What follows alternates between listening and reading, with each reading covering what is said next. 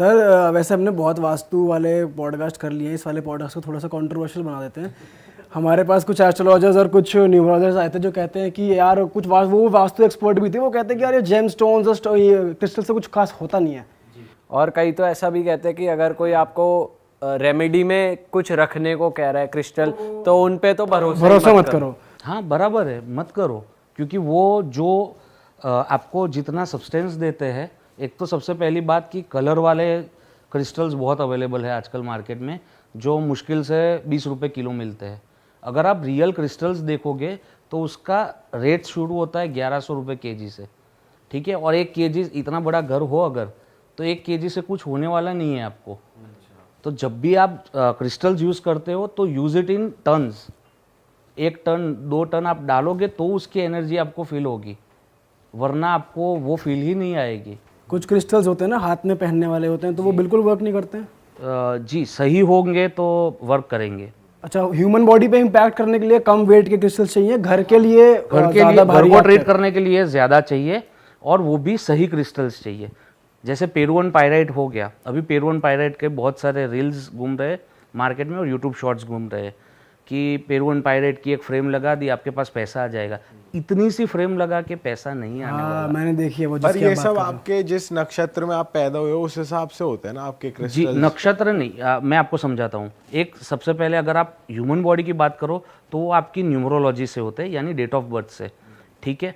जो आप gemstones, pure gemstones की बात कर रहे हो, हमने पहले बात की क्रिस्टल्स की, जेमस्टोन्स की जो बात कर रहे हैं वो होती है आपकी एस्ट्रोलॉजी। तो जो क्रिस्टल्स हम पहनते हैं that is numerology, gemstones is astrology.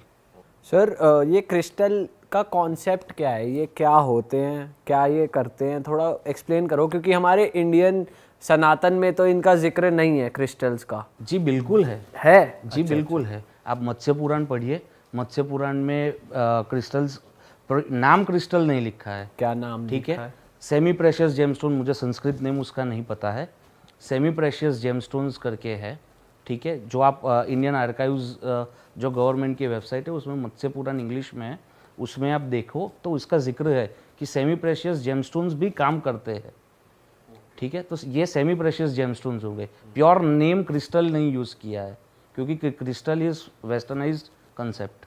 तो क्रिस्टल्स की स्टडी आपको कैसे करनी पड़ती है कि क्रिस्टल्स में भी टाइप होते हैं? जी, क्रिस्टल में मेजरली जो वास्तु में यूज़ होते हैं दैट आर ऑफ 16 टाइप्स, ठीक है। हर एक जोन के लिए अलग अलग क्रिस्टल्स है। जैसे नॉर्थ ईस्ट को ट्रीट करना है तो we can put amethyst, south east को ट्रीट करना है तो we can put rose quartz.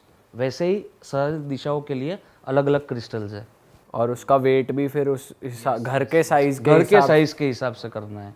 अगर आप फैक्ट्री में 2 मुट्ठी क्रिस्टल डाल दो और बोलो कि इससे आपकी फैक्ट्री चलने लगेगी, तो ये नहीं होने वाला। सर अभी हम डिस्कस कर रहे थे कि जैसे नॉर्थ ईस्ट में किचन है या वॉशरूम है, या फिर आपके वॉशरूम की चौखट पे छेद है और आपको कोई बीमारी लग जाती है तो वो रेक्टिफाई नहीं हो सकती। रिवर्सिबल मतलब इरिवर्सिबल है वो। अच्छा, और एक बार हो गया तो वो चेंज नहीं होने वाला। और इन केसेस में लगती है? जी वो 100% है। और सर जैसे एक घर में कई सारे लोग रह रहे हैं तो ज़रूरी नहीं सबको हो, तो कैसे डिसाइड होता है कि किसको? इसीलिए जैसे मैं आपको समझा दूं एक बेसिक सा कंसेप्ट। बहुत सारे लोग मुझे पूछते हैं कि जैसे मैंने लोडा का एक बिल्डिंग है बॉम्बे में, ट्रम्प टावर, उसके बाजू में वर्ल्ड टावर, वो पूरा लोडा का आइकॉनिक प्रोजेक्ट है पूरे बॉम्बे में, वर्ली में, ठीक है। तो वो वहाँ पे एक क्लाइंट थे, उन्होंने मुझे पूछा कि फर्स्ट फ्लोर वाले का भी वास्तु सेम है, 50th फ्लोर वाले का भी सेम है, तो वास्तु कैसे इफेक्ट करेगा। तो मैं आपको समझा दूँ, यहाँ पे कंसेप्ट आता है एस्ट्रो वास्तु का, एस्ट्रोलॉजी लिंक्ड विद वास्तु। एक बेसिक सा एग्जांपल हम ले लें कि हमको दिया गया है नॉर्थ में है बुध देव, ठीक है, नॉर्थ ईस्ट में गुरु है, साउथ ईस्ट में शुक्र है। तो अगर आपका साउथ ईस्ट खराब होगा तो सबसे पहले वो आपकी क्या लेगा, कैश लिक्विडिटी ले लेगा, ठीक है। सेकंड, आपके अगर साउथ ईस्ट पीड़ित है आपके घर में तो आपका जो मेल संतान है उसको तकलीफें आएंगी, ठीक है, सेकंड चीज़। थर्ड चीज़ कि अगर साउथ ईस्ट पीड़ित होगा तो वो आपको हाइपरटेंशन, डायबिटीज़, थायराइड जैसी बीमारी देगा। बट वो किसको देगा, तो जिसकी कुंडली में शुक्र पीड़ित है वो बंदे को देगा। ओके।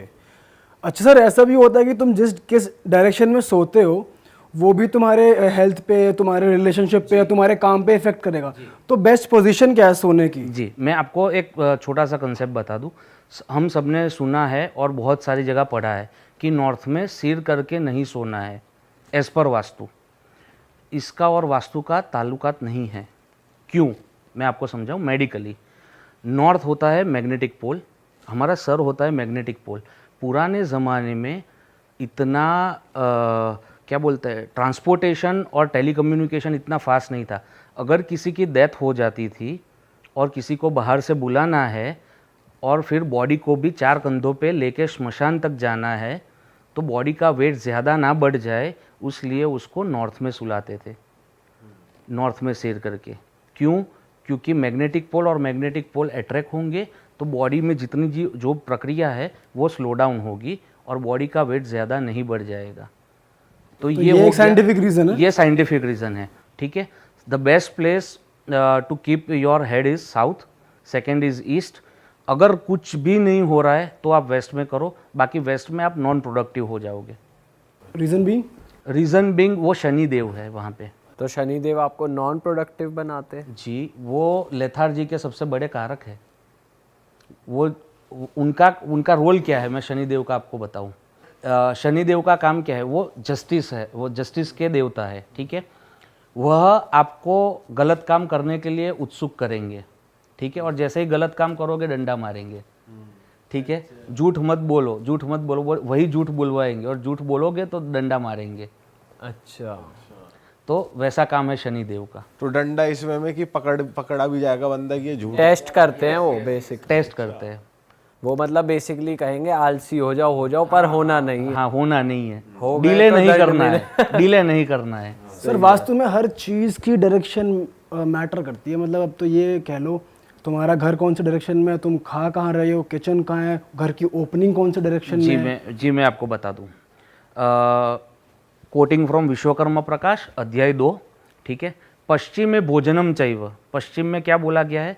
भोजन कहाँ करे? पश्चिम में, ठीक है। उत्तरे ईशान्योर मध्य औषधांतु कार्य, औषधांतु यानी औषधि रखने की जगह, ठीक है। फिर पश्चिम अनिलोर मध्य रोदनाथ गृहम, रोदनाथ गृह यानी रोने की जगह। आप उदयपुर गए हो, जोधपुर गए हो, जयपुर गए हो, ग्वालियर गए हो, कोई भी आपने फोर्ट देखा है ना, तो उसमें एक बोर्ड है, उसके बाहर लिखा गया है कोप भवन। कोप भवन यानी राजा जब लड़ने के लिए जाते थे 6 महीना 8 महीना 1 साल के लिए, तो रानियों को रोने के लिए अलग से कमरा दिया गया था। तो वो उस डायरेक्शन में था। हाँ, तो वो that is west of north west, ठीक है। कहीं पे भी एक दूसरी चीज़ मैं क्लियर कर दूं, कहीं पे भी ये नहीं लिखा कि सामान्य मनुष्य को ये यहाँ करना चाहिए। विश्वकर्मा प्रकाश में एक ही चीज़ लिखी है, राजा को ये यहाँ बनाना चाहिए। कहीं पे भी नॉर्मल या कॉमन मैन की बात ही नहीं है। तो ये सारे जितने प्रिंसिपल्स है ये सारे राजाओं के लिए है। जैसे एक दूसरा पुस्तक है सम्रांगन सूत्रधार, ठीक है, उसमें अगर आपको नगर बसाना है तो कैसे बसाना है उसका पूरा उल्लेख है एस पर वास्तु। तो अलग अलग ग्रंथ है, मनुष्यालय चंद्रिका हो गया, राजवल्लभ हो गया, ठीक है। तो सारे ग्रंथों में अलग अलग चीज़ें, कैसे क्या चीज़, किसी को राजभवन बनाना है या राजा का दरबार बनाना है तो कैसे बनाना है, ठीक है, ये सारी चीज़ें उसमें दी गई है। तो सर आम आदमी पे क्या लागू होता है? आम आदमी पे यही वास्तु लागू होता है, वास्तु इन 16 डायरेक्शंस। अगर आम आदमी बहुत डीप में चला गया कि उसके नक्षत्र के हिसाब से उसकी बेड का लकड़ा सिलेक्ट करना है तो उससे हो नहीं पाएगा। सबसे बेस्ट है नॉर्थ ईस्ट और साउथ ईस्ट क्लियर रखो, सुखी समृद्ध जियो। अच्छा सर बाथरूम के लिए कौन सी बेटर रहती है डायरेक्शन की वो आपको नुकसान ना पहुंचे? जी, बाथरूम के लिए 3 डायरेक्शंस है। First is south of south west. South of south west में क्या लिखा गया है? याम्य नैऋत्योर मध्य, यम यानी साउथ, नैऋत्य यानी साउथ वेस्ट। याम्य नैऋत्योर मध्य पुरुष त्याग मंदिरम, पुरुष त्याग यानी मल्ल त्याग करने की जगह, यानी WC बनाने की जगह। एक ये हो गया नेगेटिव, जहाँ पे दिया हुआ ही है कि यहाँ पे आपको बनाना है, ठीक है, साउथ वेस्ट में सोना है। नैऋत्यम सुतिका गेहम यानी साउथ वेस्ट में सोना है। और दूसरा है वेस्ट ऑफ नॉर्थ वेस्ट, जो अभी हमने बात की, डिप्रेशन वाला जोन।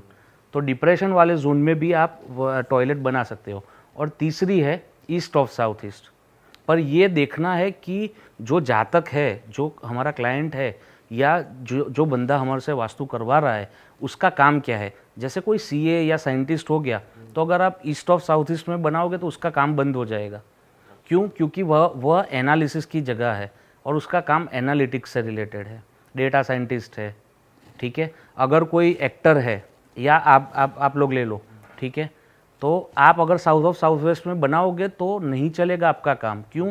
क्योंकि वहाँ पे गंधर्व देव का पद है और Gandharva Dev is god of all art forms, तो आपका भी एक आर्ट फॉर्म है, तो आप वहाँ पे आप नहीं बना सकते। तो वह देखना बहुत इम्पोर्टेंट है, क्योंकि हमारा जो मल्ल है, जो अंदर जमा हुआ है, उसका त्याग हो रहा है, तो वो नकारात्मक ऊर्जा ही है। इसलिए तो पहले के ज़माने में घर के बाहर बनाते थे हम, फिर हम उसको घर में लाए, फिर कमरे तो में ये लाए। ओवरऑल घर के अंदर बनाने का जो कॉन्सेप्ट है वही बेकार है। वही बेकार है, वही बेकार है। दोस्तों, बातों को आगे बढ़ाने से पहले बात कर लेते हैं रियल 11 की। यहाँ पर आपको कुछ नहीं करना, बहुत आसान से सवालों के जवाब देने हैं मैच से रिलेटेड। अब जैसे यहाँ पे क्वेश्चन है कि क्या इंडिया सेकंड ओडीआई जीतेगा, यस या नो, तो अपना आंसर सेलेक्ट करो, स्लॉट बुक करो और जीते हुए पैसे अपने बैंक अकाउंट में आराम से विड्रॉ करो। अगर एक प्लेयर से अपना नसीब चमकाना चाहते हो तो MVP खेलो, अपना गेम चेंजर चुनो और बड़ा जीतो। चलो बातों को आगे बढ़ाते हैं। अच्छा सर, एक बात बताओ, जब आप इंडस्ट्रीज या उनका वास्तु करने जाते हो, फैक्ट्रीज का जी, और वहाँ पर जैसे किसी की फैक्ट्री नहीं चल रही या पुरानी कंस्ट्रक्शन होती है, तो कभी कुछ ऐसा पैरानॉर्मल हुआ है आपके साथ कि नेगेटिव एनर्जीज हैं वो आपको उपाय करने नहीं दे रही है? जी, एक फैक्ट्री है बावला में, बावड़ा यानी जाइडस की जहाँ पे फैक्ट्री है, अहमदाबाद से, अहमदाबाद का इंडस्ट्रियल एरिया उसको बोलते हैं। तो वहाँ पे एक फैक्ट्री का मैं काम कर रहा था। तो फर्स्ट टाइम जब वहाँ पे गया तो पूरा सब सही चल रहा था। फिर जाते जाते कुछ मुझे फील हुआ, ठीक है। मैंने घर जाके वो जो नमक होता है, सी सॉल्ट, उससे मैंने हॉट शावर लिया, फिर भी मुझे 3 दिन तक बुखार आ गया, ठीक है। फिर वो चीज़ डिले हो गई 2-2.5 महीने तक। फिर 2-2.5 महीने के बाद फिर से हम लोग वह फैक्ट्री का रेमेडी करने के लिए जा रहे थे। तो सबसे पहले एक छोटा सा एक्सीडेंट हुआ, जो मतलब पॉसिबल ही नहीं था कि यह चीज़ हो सकती है। छोटा सा मतलब कैसे? छोटा सा मतलब हम लोग सिग्नल क्रॉस कर रहे थे, ठीक है, और एक बंदा अचानक से सामने आ गया अपना होंडा एक्टिवा लेके, और एक्टिवा उसने ठोक दिया, ठीक है। ठोक के अभी मैं जस्ट खड़ा हो रहा हूँ, उसको देख रहा हूँ, ठीक है। मैं बोला अंकल आपको लगी नहीं है? तो बोले नहीं नहीं नहीं लगी है, ठीक है। और मेरा जो पीछे का बम्पर का वो था, पीछे से आगे एक्टिवा वाले ने ठोका और पीछे से भी किसी ने अड़ा दी थी। तो पीछे का जो मेरा बम्पर के आगे वो टेल लाइट का कुछ होता है, वो रिफ्लेक्टर, तो वो गिर गया था। तो मैं वो देखने के लिए नीचे उतरा, ठीक है, और मैं देख रहा हूँ और वो अंकल मेरे सामने थे और with in fraction of seconds वो गायब हो गए। पता नहीं कहाँ गए, कौन क्या? थे। यस, सेकेंड यही चीज़ अभी मैं जा ही रहा हूँ। मैं बोला हाँ ठीक है, छोटे एक्सीडेंट्स होते रहते हैं, ठीक है।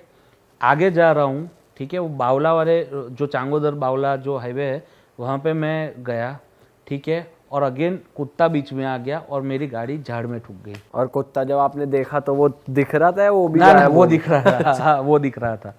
तो वो अचानक से ही आ गया। तो एक ही दिन में 2 एक्सीडेंट हो, ये कोई नॉर्मल बात नहीं है। और सर वो तो बहुत हैरानी की बात है कि वो गायब ही हो गया। हाँ मतलब with in fraction of seconds, वहाँ पे कोई और रास्ता था ही नहीं, एक ही गली थी जहाँ से वो मुड़ सके। तो उनका हुलिया कैसा था? सही थे वो? लग तो नॉर्मल ही रहे थे, लग तो नॉर्मल ही रहे थे। तो सर जब वो एक्सीडेंट हो गया, फिर आप जब उस फैक्ट्री का ट्रीटमेंट करने गए तो फिर आपको कुछ दिक्कत आई या उसके बाद का प्रोसेस कैसा था? फिर भी हम लोग वहाँ पे गए, जो भी क्रिस्टल थे, जो भी, उसमें हमने हनुमान जी का एक तो बहुत सहारा लिया, ठीक है, क्योंकि अष्टसिद्धि नवनिधि के दाता, तो उनका एक सहारा लिया। और दूसरा सहारा लिया मैंने मेरे पिताजी का, क्योंकि वो इतने सालों से कर रहे थे, तो उन्होंने बहुत सारा ये सारी चीज़ें फेस की हुई थी। तो हमने वो जो हवन और वो सब होता है उसके साथ फिर हमने रेमेडी की। और तब से हमने एक पॉइंट बना लिया कि जब भी किसी भी कमर्शियल एस्टेब्लिशमेंट यानी कि फैक्ट्री या कोई बड़ी सी ऑफिस का काम कर रहे हैं तो सबसे पहले हनुमान जी का हवन करवाए, क्योंकि पहले वो करेंगे तो ही हम बचे रहेंगे। सही बात है सर। तो मतलब हनुमान जी के हवन के बाद चीजें आपको असर में आती दिख हाँ, गई। जी जी जी। उसके बाद दिक्कत नहीं आई उन लोगों को? नहीं, उनको भी नहीं आई और हमको भी नहीं आई। अच्छा, सर वैसे जो घरों में ब्लैक मैजिक और नेगेटिव एनर्जीज वास्तु से ही रेक्टिफाई हो सकती हैं? अगर हाँ कोई जी। खुद ही कर ले रेक्टिफाई तो मतलब, या जिसके घर का वास्तु परफेक्ट है, क्या उस पे इन चीज़ों का इम्पैक्ट कम हो जाता है? अगर जी, कोई कम black- हो सकता है, 100% कम हो जाएगा। क्योंकि आप देखो, आप जहाँ पे सो रहे हो वो दैवी शक्ति है, ठीक है। मैंने बोला वो आसुरी शक्ति है, तो बाकी की जो हुई वो दैवी शक्ति हुई। तो वो दैवी शक्ति कहीं ना कहीं आपको प्रोटेक्ट करेगी ही, ठीक है। तो अगर आप वास्तु ठीक कर रहे हो, और ठीक है, आप कुछ भी नियम जो भी आपने लिया हुआ है वो छोटा सा नियम भी आप फॉलो कर रहे हो, तो वो देवी शक्ति आपको ये सारी चीज़ों से बचाएगी। और आपको कभी घर में घुस के किसी के फील हुई है नेगेटिव एनर्जी? बहुत बार, बहुत कुछ बार। बताओ ना सर वो केस। वो नॉर्मल है, बहुत बार होती है। जैसे आप कुछ भी मतलब आप एक छोटा सा भी नियम ले लो और उसको लॉन्ग टाइम तक करो ना, तो जब भी नेगेटिव एनर्जी आपको फील होगी ना, तो आपको कहीं ना कहीं वो खुजली आना शुरू हो जाएगा। कि आपका चांस ही नहीं है कि आपको उस टाइम पे और उस जगह पे खुजली आए, ठीक है। फिर उबासी आना शुरू हो जाएगा अननेसेसरी। तो ये सारी नेगेटिव एनर्जीज देखने की वो चीज़ है। सर लेकिन अगर आप किसी घर में जा रहे हो तो बिना उसकी डायरेक्शन देखे कि यहाँ ये डायरेक्शन में गलत चीज़ बनी हुई है, बिना वो देखकर भी आप महसूस कर लेते हैं कि नेगेटिव, हाँ, नेगेटिव एनर्जी है। वो तो एनर्जी है ना। मैं आपको एनर्जी का आपको एक एग्जांपल देता हूँ। एक जियोपैथिक स्ट्रेस करके है, जर्मन साइंटिस्ट है, बहुत उसका नाम भारी है तो मैं नाम तो नहीं बोलूँगा।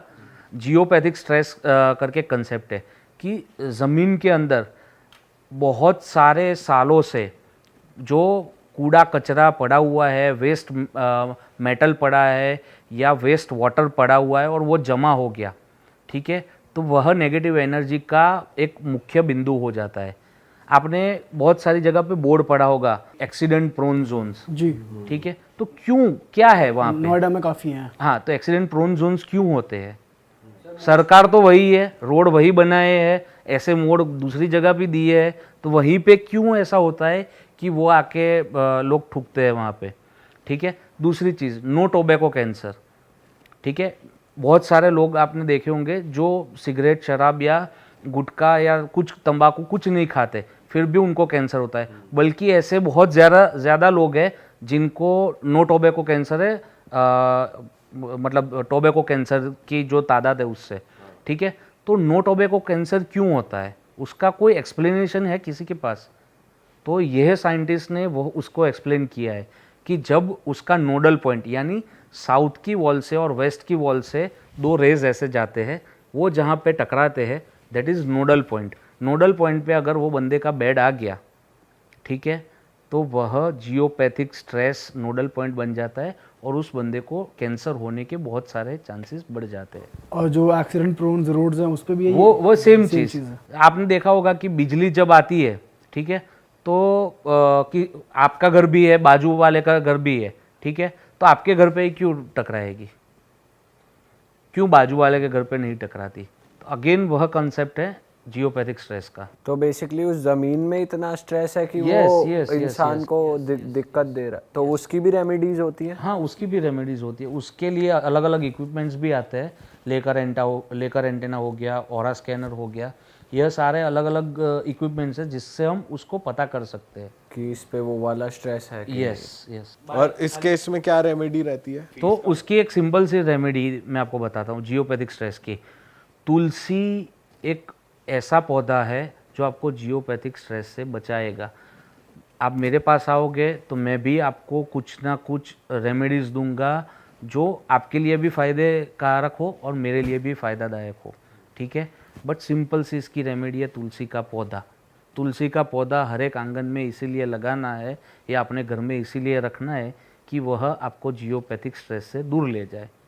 आप मेरे पास आओगे, मैं आपको 50,000 रुपये का प्रिस्क्रिप्शन दे दूंगा। आप किसी और वास्तु कंसल्टेंट के पास जाओगे, वह भी सेम चीज़ करेगा, अंदर डालेगा तो वो तुलसी का ऑयल। तो ये उस एग्जैक्ट डायरेक्शन में होना चाहिए या आंगन में कि कहीं भी हो? कहीं पे भी हो वो आपको एटलीस्ट बचा तो लेगा इस चीज से। सर जो बड़े लोग कह गए हैं, बड़े बूढ़े कि यहाँ तुलसी घर में होनी चाहिए, उसके पीछे एक रीजन यही है कि यहाँ चलो। वो जो बड़े लोग जो भी कह गए उसके पीछे कोई ना कोई कारण है। सर मैंने ये भी सुना है कि वास्तु के हिसाब से, मतलब मुझे नहीं पता होना चाहिए नहीं होना चाहिए, but artificial flowers, artificial fruits, ये सब नहीं होना चाहिए घर के अंदर। जी, क्योंकि वह नेगेटिविटी उत्पन्न करते हैं। आप अगर किसी को भूख लगी है और आप उसको नेगेटिव फूल या नेगेटिव फ्रूट्स दे रहे हो तो उसको उससे खुशी नहीं मिलने वाली। कहीं ना कहीं आपके पूरे घर में देवता के स्थान दिए गए हैं और विराजमान है, अगर आप वो चीज़ वहाँ पे रख रहे हो तो वो नेगेटिविटी उत्पन्न करेगी, तो वो अवॉइड करो कि वो चीज़ ना रखो। और जैसे लोग तो आजकल डेकोरेशंस का इतना सुंदर सुंदर सामान उठा उठा के घर में ले आते, तो